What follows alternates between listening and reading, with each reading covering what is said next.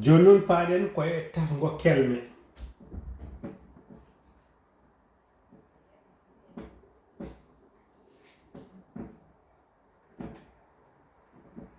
Tafgo kelme. Tafgo kelme en paamirden ɗum mbatten tan ko rendinde kijjanɗe mbadden ɗum wona helmere. Yeru sen dokki mbaa en jangi ɗum ɗo joni mbadden hen lu en jangini ɗum keɓen mbaalu mbaɗen mbee en jangini ɗum joni mbadden hen lu keɓen mbeelu mbaalu mbeelu mboolo mboolo ko wuro en jangino joni mboo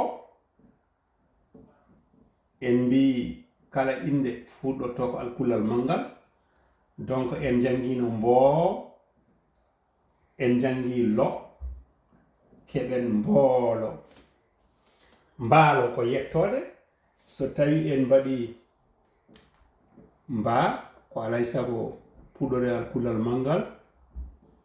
mbaa mbaalo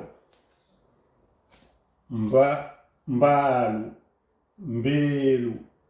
mbeelu mboolo mbaalo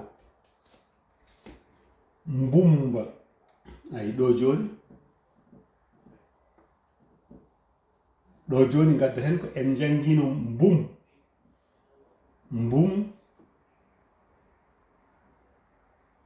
mbumba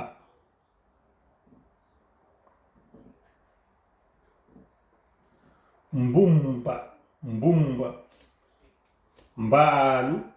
mbeelu mboolo mbaalo mbumba eɗen mbawi kadi wadde mbuubu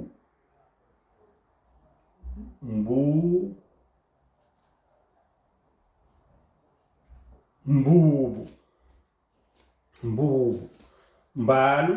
mbeelu mboolo mbaalo mbumba mbuubu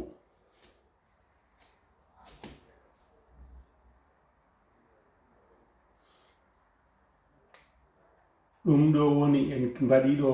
tafgo kijjande e fawade alkullal mumal mbe siftinde alkullal mumal mbe ko alkullal dendinangal ko me e be rendina woni mbe ko alkullal mumal ngal siddata a yiyata mbahuji ɗiɗi ene deggodiri e helmere wotere janggotako en jii tafgo kijjande en jii tafgo kelme yeru en jangi mbaalu mbeelu mboolo mbaalo mbumba mbuubu